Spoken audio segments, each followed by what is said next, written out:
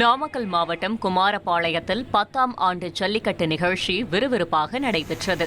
நிகழ்ச்சி துவங்குவதற்கு முன் மாடுபிடி வீரர்கள் உறுதிமொழி எடுத்துக் கொண்டனர்.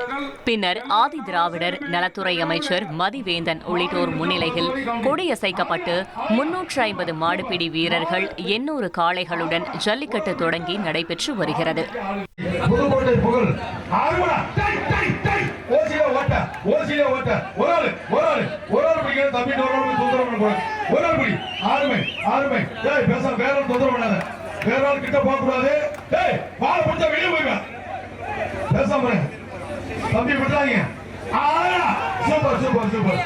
மாடு வெட்டி விட்டுருப்பா. சூப்பர் சூப்பர் விட்டாங்க தம்பி. தம்பி தம்பி நீ சொல்ற இனி செல்லும் இடமெல்லாம் செய்தி. தந்தி டிவியின் வாட்ஸ்அப் சேனலை ஃபாலோ பண்ணினா செல்லருக்கும் இடமெல்லாம் செய்தி.